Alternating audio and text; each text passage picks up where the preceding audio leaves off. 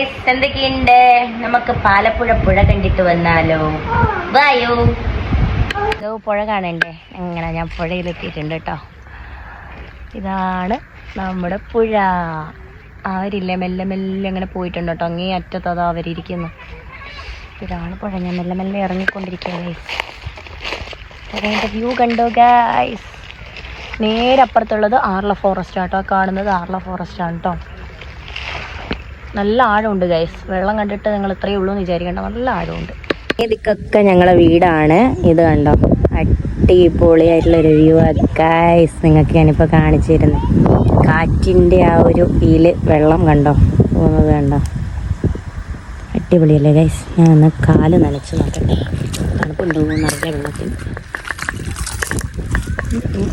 തണുപ്പൊന്നുമില്ല guys, ചൂടാണ് guys, ചൂട്. മാമനെയും മക്കളെയും കണ്ടോ, അങ്ങേ അറ്റത്തിരിക്കുന്നത് കണ്ടോ. അവിടെയൊന്നും വെള്ളമില്ല കേട്ടോ, അവിടെയൊന്നും വെള്ളം കുറവാണ്. ഫോറസ്റ്റ് കണ്ടോ ഗൈസ്, അടിപൊളിയല്ലേ? നല്ല വെയിലും അതുപോലെ നല്ല കാറ്റും അടിക്കുന്നുണ്ട് കേട്ടോ. മുടിയൊക്കെ പാറി പറക്കുന്ന നല്ല വ്യൂ ആണ്. ഈ യാതൂനെയും കൊണ്ട് ഞാറ്റ വരുന്നുണ്ട്. യാതൂനെ നനച്ചോ? നനയണം ഗൈസ്, പിള്ളേരൊക്കെ ഇരിച്ചിട്ട് നനയൊക്കെ ചെയ്യണം.